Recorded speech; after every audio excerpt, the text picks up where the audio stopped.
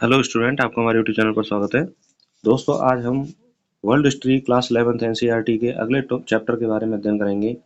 इसका नाम है इस्लाम का उदय और विस्तार। देखिए, जहाँ-जहाँ पर वर्ल्ड हिस्ट्री के जो एग्ज़ाम होते हैं और आपका जो फर्स्ट ग्रेड है, असिस्टेंट प्रोफेसर एग्ज़ाम है और मेंस एग्ज़ाम है, तो वहाँ पर वर्ल्ड हिस्ट्री से क्वेश्चन पूछे जाते हैं। तो उन सभी परीक्षाओं के लिए वर्ल्ड हिस्ट्री बहुत ज़्यादा इंपॉर्टेंट है। क्योंकि एनसीईआरटी किताब अपने आप में बेमिसाल है, तो यहाँ से क्वेश्चन भी बहुत ज़्यादा पूछे जाते हैं एनसीईआरटी से। तो यदि हम एनसीईआरटी को बेस मानकर अध्ययन करेंगे और उसके टॉपिक्स का यदि हम उपयोग करेंगे, तो निश्चित रूप से जो परीक्षा में प्रश्न आने वाले हैं, वहाँ पर हमें सफलता प्राप्त होगी।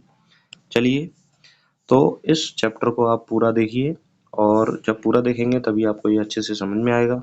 और जो भी स्टूडेंट इस चैनल को पहली बार देख रहे हैं, इस चैनल को जरूर सब्सक्राइब करें। तो शुरू करते हैं। चैप्टर का नाम है इस्लाम का उदय और विस्तार।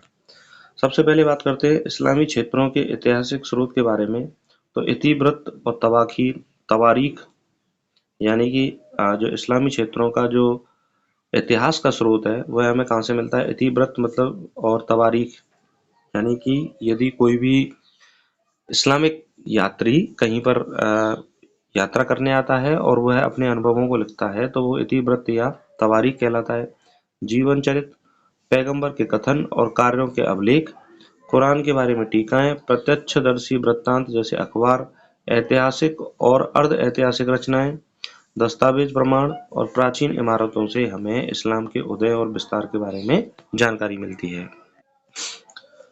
आगे चलें। मुस्लिम समाज की शुरुआत आज से 1400 वर्ष पहले हुई है। इनका मूल क्षेत्र मिस्र से अफगानिस्तान तक का विशाल क्षेत्र है। इसी क्षेत्र के समाज व संस्कृति के लिए इस्लाम का प्रयोग किया गया है। तो आपसे यदि पूछा जाए कि मुस्लिम समाज की शुरुआत कब हुई है, तो आज से 1400 वर्ष पहले हुई और इनका जो मूल क्षेत्र है वो मिस्र से अफगानिस्तान का विशाल क्षेत्र है और इस क्षेत्र के समाज व संस्कृति के लिए इस्लाम शब्द का प्रयोग किया गया है। अरब लोग कबीलों में बटे थे। प्रत्येक कबीले के अपने देवी देवता होते थे। अरब कबीले खानाबदोश थे, यानी एक स्थान से दूसरे स्थान पर ये अपने भोजन की तलाश में जाते रहते थे। मक्का में स्थित काबा वहाँ का मुख्य धर्म स्थल था। सभी मुसलमान इसे पवित्र मानते थे। तो मक्का में एक जगह स्थित है काबा। काबा इस्लाम धर्म का मुख्य धर्म स्थल था और सभी जितने भी मुसलमान थे उसको पवित्र स्थल मानते थे। आगे हम बात करें 612 ईस्वी में पैगंबर मोहम्मद साहब ने अपने आप को खुदा का संदेश वाहक घोषित किया। तो प्रश्न इंपॉर्टेंट है, पूछा जा सकता है परीक्षा में कि पैगंबर मोहम्मद साहब ने अपने आप को खुदा का संदेश वाहक कब घोषित किया। 612 ईस्वी में। पैगंबर मोहम्मद और इनके अनुयायियों को मक्का के समृद्ध लोगों के विरोध के कारण मक्का छोड़कर मदीना जाना पड़ा। तो वहाँ के जो लोग थे उन्होंने इनकी बात का विरोध किया और इनका बहुत ज़्यादा विरोध हुआ। तो मक्का को छोड़कर ये कहाँ चले गए, मदीना चले गए। तो मक्का से मदीना जब इन्होंने यात्रा की तो इस यात्रा को हिजरा कहा गया। क्या नाम दिया गया? हिजरा। इंपॉर्टेंट है, हिजरा क्या है, पूछा जाता है पेपर में। इसी 622 ईस्वी वर्ष से मुस्लिम कैलेंडर यानी हिजरी संवत की शुरुआत हुई। तो देखिए, ये 622 ईस्वी में इन्होंने अपनी हिजरा वाली यात्रा की थी और इसी 622 ईस्वी से मुस्लिम कैलेंडर जो है हिजरी संवत की शुरुआत 622 ईस्वी से मानी जाती है। और पैगंबर मोहम्मद अपने आप को खुदा का संदेशवाहक कब घोषित करते हैं? 612 ईस्वी में। पैगंबर मोहम्मद ने मदीना में एक राजनीतिक व्यवस्था की। अब मदीना इस्लामी राज्य की प्रशासनिक राजधानी तथा मक्का धार्मिक केंद्र बन गया। थोड़े ही समय में अरब प्रदेश का बड़ा भूभाग इनके अधीन हो गया। तो पैगंबर मोहम्मद ने मदीना में एक राजनीतिक व्यवस्था की। मदीना इस्लामी राज्य की प्रशासनिक राजधानी बन गया और मक्का धार्मिक केंद्र बन गया। मक्का क्या बन गया? धार्मिक केंद्र। थोड़े ही समय में अरब प्रदेश का बड़ा भूभाग इसके अधीन हो जाता है। सन 632 ईस्वी में पैगंबर मोहम्मद का देहांत हो जाता है। तो इनकी मृत्यु कब हुई? 632 ईस्वी में पैगंबर मोहम्मद की मृत्यु होती है। अगले पैगंबर की वैधता के अभाव में राजनीतिक सत्ता उम्मा को अंतरित कर दी गई और इस प्रकार खिलाफत संस्था का आरंभ हुआ। उलेमा बोलते हैं इनको। उलेमाओं को अंतरित कर दी गई और खिलाफत संस्था का आरंभ हुआ। समुदाय का नेता पैगंबर का प्रतिनिधि अर्थात खलीफा बन गया। तो जो भी खिलाफत संस्था में जो समुदाय का नेता बना वही पैगंबर का प्रतिनिधि कहलाया और उसी को नाम दिया गया खलीफा। पहले चार खलीफा कौन कौन से हैं?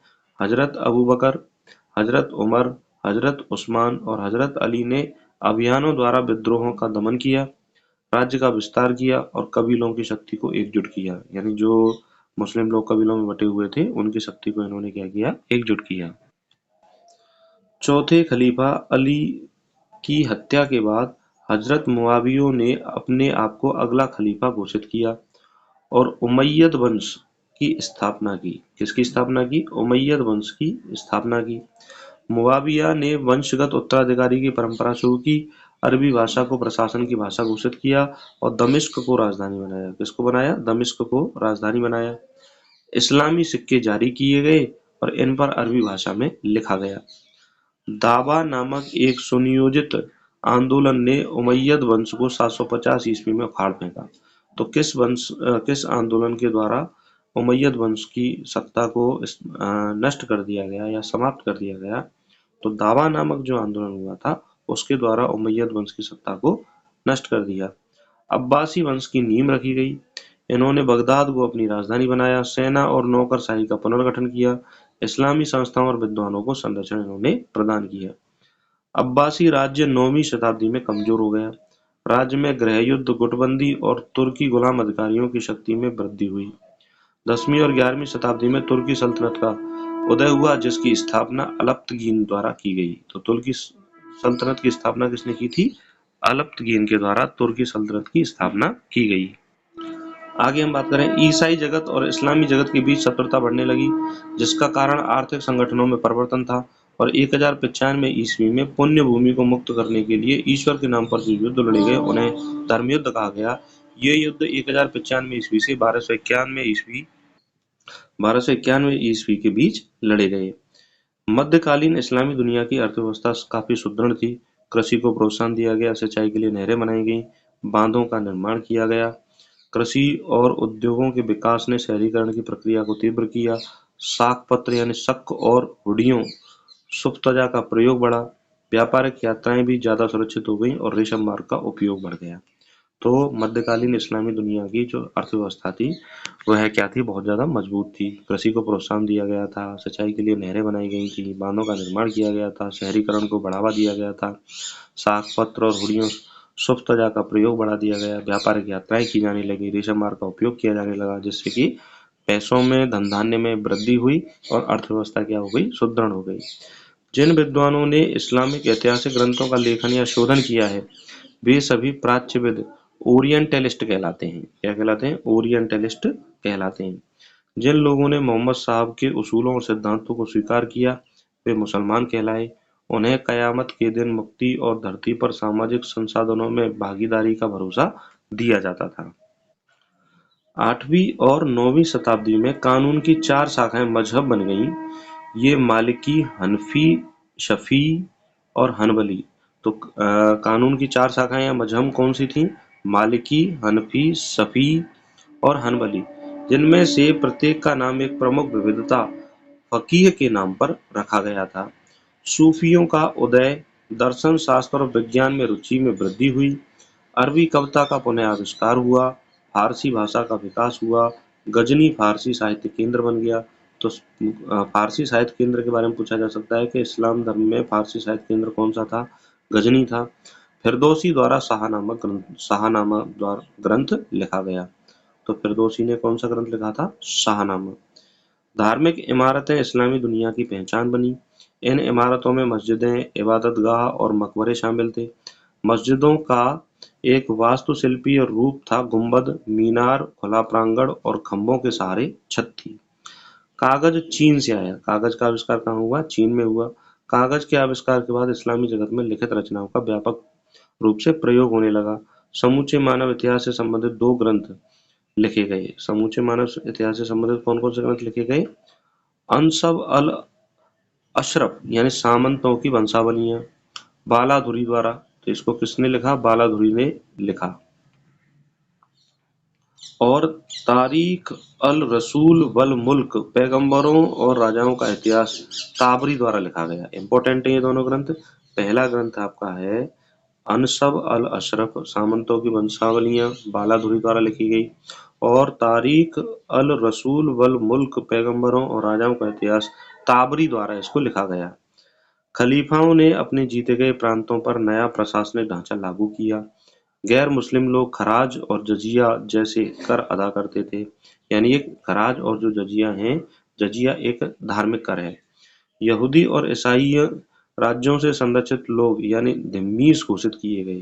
तो जिन राज्यों पर यहूदी और ईसाइयों का कब्जा था या यहूदी और ईसाई संचालित करते थे, उन्हें धिम्मीस कहा गया। उन्हें अधिक स्वायत्तता प्रदान की गई थी। अब्द अल मलिक ने अरबी भाषा को प्रशासनिक भाषा के रूप में अपनाया। जिसने अब्द अल मलिक ने अरबी भाषा को प्रशासनिक भाषा के रूप में अपनाया। उन्होंने उसने इस्लामिक सिक्कों को भी जारी किया। जेरूसलम में डोम ऑफ रॉक बनवाकर अरब इस्लामी पहचान को दर्शनीय बनाया। तो जेरूसलम में डोम ऑफ रॉक किसने बनवाई? डोम ऑफ रॉक को बनवाया अब्द अल मलिक ने। किसने बनवाया था? अब्द अल मलिक ने बनवाया था। फातिमी शिया संप्रदाय के एक उपसंप्रदाय इस्माइली से था। शिया संप्रदाय फातिमी शिया संप्रदाय के एक उपसंप्रदाय इस्माइली से था। उनका दावा था कि पैगंबर मोहम्मद की पुत्री फातिमा के वंशज है। सन 969 ईस्वी में मिस्र को जीत लिया और फातिमी खिलाफत की नींव रखी और इन्होंने काहिरा को अपनी राजधानी बनाया। तो फातिमी कौन से समुदाय से संबंधित था? शिया समुदाय से संबंधित था। अलब्तगीन ने 961 में गजनी सल्तनत की नींव रखी। गजनी के महमूद ने इस सल्तनत को और मजबूत आधार प्रदान किया और गजनी महमूद का जो शासनकाल है वो 998 से 1030 तक है। मध्यकालीन इस्लामी समाजों में ईसाइयों को पुस्तक वाले लोग अल किताब की संज्ञा दी जाती थी।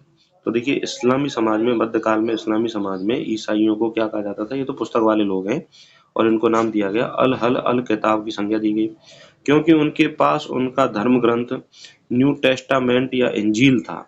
क्या था? न्यू टेस्टामेंट या इंजील था। तो ईसाइयों के धर्म ग्रंथ को नाम क्या दिया गया? न्यू टेस्टामेंट या इंजील। आगे हम बात करें पोप अर्बन द्वितीय बाइजेंटाइन्स सम्राट एलेक्सियस प्रथम के साथ मिलकर सन 1095 ईस्वी में पवित्र राष्ट्र होली लैंड को स्वतंत्र करने के लिए ईश्वर के नाम पर युद्ध के लिए आह्वान किया। कालांतर में इन लड़ाइयों को धर्म युद्ध या जिहाद की संज्ञा दी गई। तो देखिए ऐसा युद्ध जो धर्म के लिए लड़ा जाता है उनको धर्म युद्ध या जिहाद कहा जाता है। क्या कहा जाता है? जिहाद कहा जाता है। तो ये परीक्षा में भी पूछा जा सकता है। 10वीं शताब्दी के प्रारंभ में राज्यों ने अधिकारियों को उनके वेतन भूमियों की कृषि राजस्व से प्राप्त करने का अधिकार दिया। इसके साथ ही जैसे जैसे शहरों की तादाद बढ़ती गई उसी हिसाब से इस्लामी सभ्यता भी विकसित होती चली गई। तो धीरे धीरे शहर भी बढ़ते गए और इस्लामी सभ्यता भी बढ़ती चली गई। आगे हम बात करें प्राय शहर के केंद्र में दो भवन समूह मस्जिद और केंद्रीय मंडी सुक होते थे। तो केंद्रीय मंडी को क्या नाम दिया गया? सुक। यहाँ से सांस्कृतिक और आर्थिक शक्तियों का प्रसार किया जाता था। तुरान तुरान वाणिज्यिक दृष्टि से महत्वपूर्ण शहर था। यहाँ के बाजारों में तुर्क गुलाम, यहाँ तक के दास दासियां भी खलीफाओं और सुल्तानों के दरबारों के लिए खरीदे व बेचे जाते थे। तो देखिए गुलामों को और दास दासियों को कहाँ पर खरीदा और बेचा जाता था? तो तुरान शहर में खरीदा व बेचा जाता था। कुछ विद्वानों ने कर्मकांडों इबादत के माध्यम से मुसलमानों के संबंधों को नियंत्रित करने के लिए कानून या शरिया शाब्दिक अर्थ मतलब सीधा रास्ता का प्रयोग किया। इसके अतिरिक्त विधिवेत्ताओं ने इस्लामी नियमों के निर्माण में तर्क या अनुमान कियास का प्रयोग किया। परिणामतः 8वीं और 9वीं शताब्दी में कानून की 4 शाखाएं मलिकी, हनीफ, शफी और हनबली बनाई गई। तो इस्लाम धर्म में कानून की 4 शाखाएं हैं, मलिकी, हनीफ, शफी और हनबली। सूफी मध्यकालीन इस्लाम के धार्मिक विचार वाले लोगों का एक समूह था। इन्होंने जन तपश्चर्या, रहबनिया और रहस्यवाद के माध्यम से खुदा को ज्यादा गहरा और अधिक वैयक्तिक ज्ञान प्राप्त करना चाहा। वास्तव में सर्वेश्वरवाद ईश्वर और उसकी सृष्टि को एक होने की अवधारणा है। खुरासान और तुरान सल्तनतों की स्थापना के साथ नई फारसी सांस्कृतिक ऊंचाइयों पर पहुंच गई। कबीर रुद की इनकी मृत्यु होती है सन 940 में को नई फारसी कविता का जनक माना जाता है। तो फारसी कविता का जनक किसे कहा जाता है? कबीर रुदकी को फारसी कविता का जनक कहा जाता है। उमर खय्याम एक खगोल वैज्ञानिक और गणितज्ञ थे। निसंदेह 11वीं सदी के आरंभ में गजनी फारसी साहित्यिक जीवन का केंद्र माना जाता था। तो गजनी किसका केंद्र माना जाता था? फारसी साहित्यिक केंद्र का साहित्यिक जीवन का केंद्र माना जाता था। मुस्लिम परंपरा के अनुसार कुरान शरीफ उन संदेशों का संग्रहित रूप है जो खुदा ने पैगंबर मोहम्मद को 610 और 632 के मध्य पहले मक्का तत्पश्चात मदीना में दिए थे। इन सभी रहस्यिक उद्घाटनों का संकलन 650 ईस्वी में पूरा किया गया। तो देखिए कुरान शरीफ क्या है कि खुदा ने पैगंबर मोहम्मद को 610 से 632 के मध्य मक्का और मदीना में उपदेश दिए थे। उनका संगठन जो है संकलन 650 ईस्वी में किया गया और वही क्या बनी? कुरान बनी। प्राणियों के चित्रण की मनाही से कला के दो रूप खुशनवीसी यानी खत्ताती सुंदर लिखने की कला और अरबेस्क ज्यामितीय वनस्पतीय डिजाइन को बढ़ावा मिला। अदब का अर्थ साहित्यिक और सांस्कृतिक परिष्कार है। अदब का अर्थ क्या होता है? साहित्यिक और सांस्कृतिक परिष्कार है। इब्न सीना व्यवसाय की दृष्टि से एक चिकित्सक और दार्शनिक थे। तो इब्न सीना कौन थे? एक चिकित्सक और दार्शनिक थे। ये भी आपसे परीक्षा में पूछा जा सकता है। तो जहां पर वर्ल्ड हिस्ट्री परीक्षा के लिए इंपॉर्टेंट है, चाहे वो पीजीटी एग्जाम है, टीजीटी एग्जाम है, या फिर आपका फर्स्ट ग्रेड एग्जाम हुआ, असिस्टेंट प्रोफेसर एग्जाम हुआ, या मेंस एग्जाम्स हैं, उनके लिए बहुत ज़्यादा ये क्लास इंपॉर्टेंट है। आशा करता हूँ कि आपको ये क्लास समझ में आई होगी। अगर एक बार में आपको ये क्लास समझ में नहीं आती है तो इसको दोबारा आप रिवाइज कर सकते हो। बहुत कम समय में हमने ये क्लास को ख़त्म किया है। थोड़े से समय में आपका ये रिविजन हो जाएगा। और जो भी स्टूडेंट इस चैनल पर पहली बार देख रहे हैं या जुड़ रहे हैं तो वो अन्य क्लासेज भी देख सकते हैं। और आप देखिए प्लेलिस्ट में जाकर आप अपने अपने कोर्स का चयन करके और उन क्लासेस को देख सकते हैं। और निश्चित रूप से आपको उन क्लासेस को देखने के बाद आपकी तैयारी में बूस्ट मिलेगा। और अधिक जानकारी के लिए और इनकी पीडीएफ प्राप्त करने के लिए आप हमारे टेलीग्राम चैनल रोवाफ एजुकेशन को आप जुड़ सकते हो। रोवाफ एजुकेशन के माध्यम से आपको ये पीडीएफ मिल जाएंगी। तो वहाँ पर भी आपको तैयारी की जो भी लेटेस्ट नोटिफिकेशन है वो मिलते रहेंगे। और इसी के साथ मैं कहूँगा आप अपनी तैयारी को बेस्ट बनाते रहिए, पढ़ते रहिए, स्वस्थ रहिए, मस्त रहिए और व्यस्त रहिए। नमस्कार।